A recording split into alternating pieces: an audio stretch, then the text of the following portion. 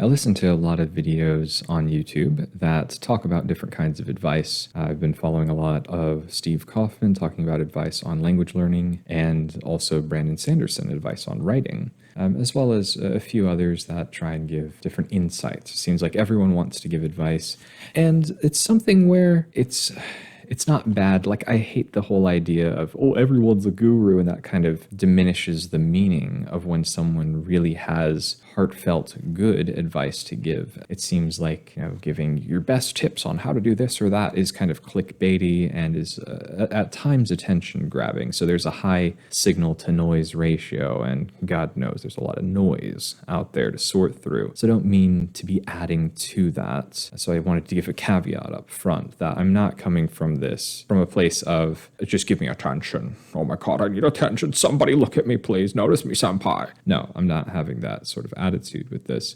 Like, when I'm writing and stuff, I'm doing it for the purpose of reflection, for getting a better handle on the way that things are. And I'm finally coming around to becoming content with that.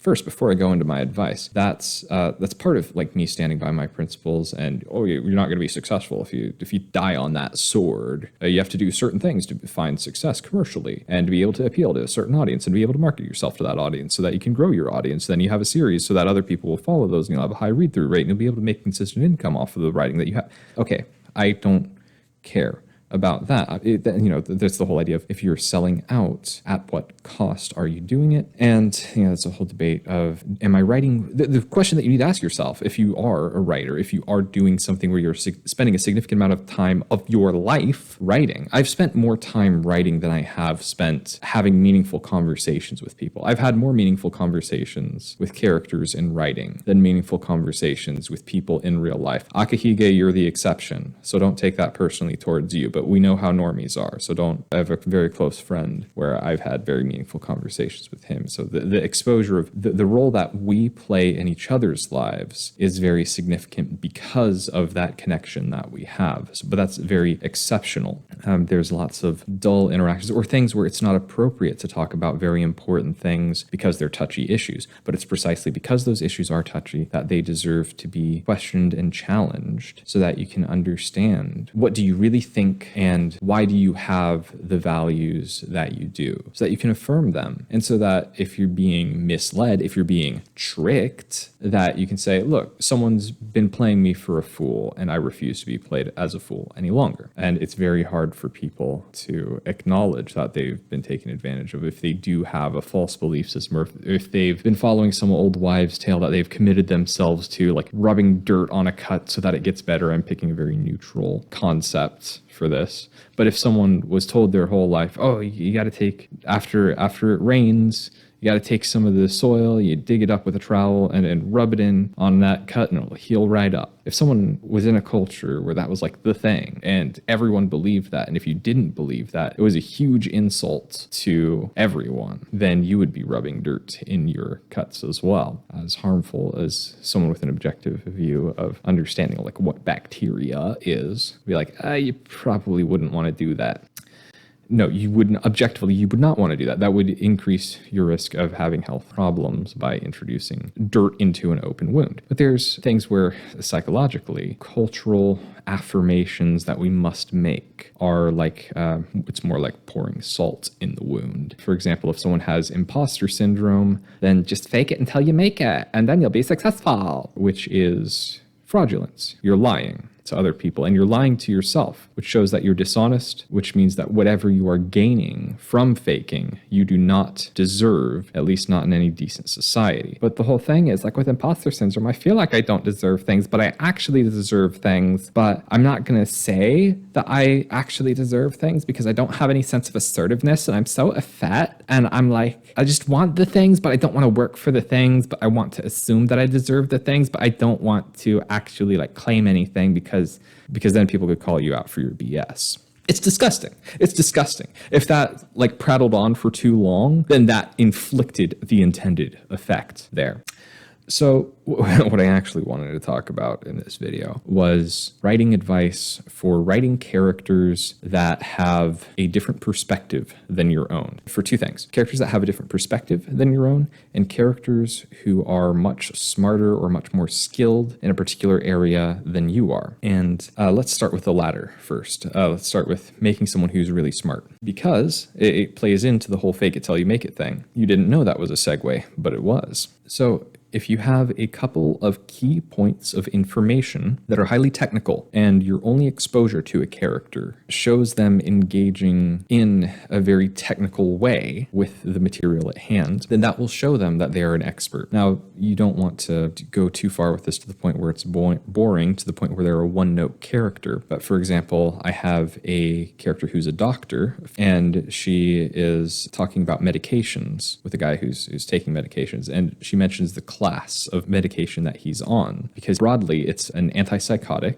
but there's two main categories of antipsychotics. There's major tranquilizers and there's neuroleptics. And one of the problems with neuroleptics is that in certain circumstances, especially with prolonged usage, it can cause permanent brain damage, especially to areas that regulate mood, which is what the neuroleptics are targeting. That's how you get the antipsychotic effect, is you're dampening, or you're chemically regulating, big air quotes around that because it's a touchy issue. You're chemically regulating someone's emotional regulation through external means, through pills. So when someone is off those pills, if they've been taking them for a long time, then that throws them out of balance. It creates a chemical dependency, which creates an imbalance. People understand this for, like, if you're on a street drug, like if you're on heroin, or you're on crack cocaine, and someone's on that for a long time, and then they get their access to that drug cut off, their body goes through crazy withdrawals, and they're suffering a whole lot because their body's expecting this outside chemical to be introduced to them. The same thing can happen with prescription drugs as well. So there's a big discussion. Like,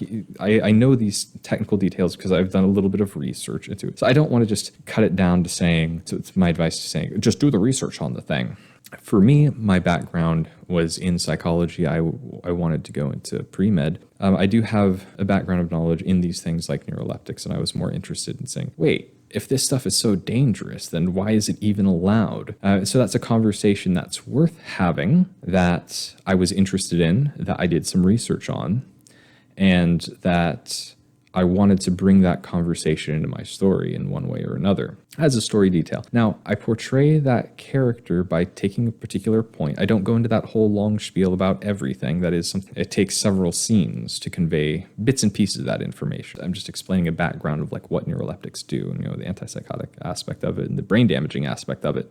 So I'm truncating it here. But of course, writing is, especially in novels, is a long form kind of expression. So you can be long-winded. If like reading a book takes something like 10 hours to read your average novel, if you read it out loud, like word for word, like with audiobooks and stuff, your mileage may vary with pacing and all that. But the thing to sound smart is you just take one or two key points that are technical, that bring up, and it doesn't have to be technical terminology. It might just be like an insight, like, those drugs can cause brain damage if you're on them for a long amount of time. Like, someone to be sure about that must have some kind of medical experience in order to say that in an assertive way. So either they're a doctor or they know someone that's been on that medication, but that gives a hint to your reader that if this person is doling out this information that's technical, then they have some kind of experience. Or if you want to get like 3D chess about it, you could have someone who lies about the effect of a drug to manipulate someone else's behavior. But we're not doing that in this demonstration. We're talking about how to make someone appear smart. And assertions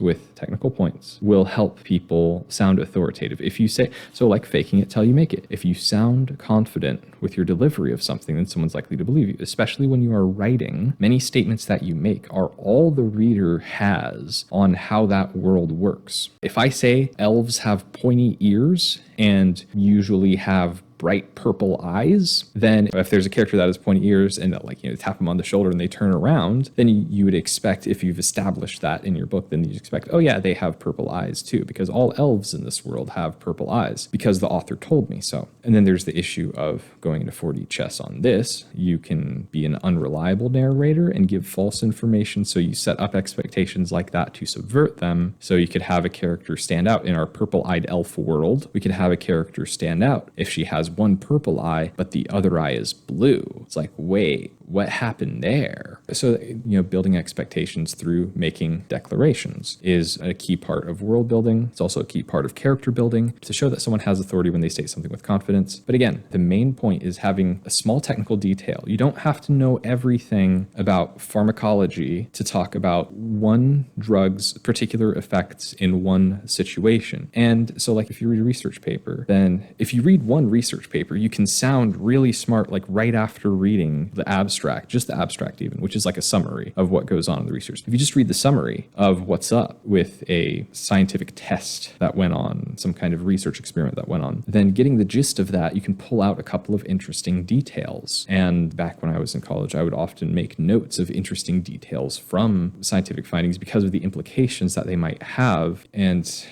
another example that I have of someone like being a genius is talking in a way where they're kind of pushing the boundaries of someone else who's not technical, or like saying something technical and then they realize, like one of the characters that I have, he's a genetics doctor, but he doesn't know a lot about computers. So when he's talking to a guy that's talking about technology, the technology guy starts talking about beyond terabytes, talking about petabytes and zettabytes. And he like just casually mentions, yeah, for us to actually save all the data that we need in order for this thing to happen, we would need 14 zettabytes of information. And he's like, oh, wait, that's a lot. You don't have to understand how big that is. But then the other character, the geneticist guy, is like, I usually don't know stuff about computers, but I actually do in this case because we had a data farm, a data bank. It wouldn't be a server farm because it's not directing traffic flow to a client.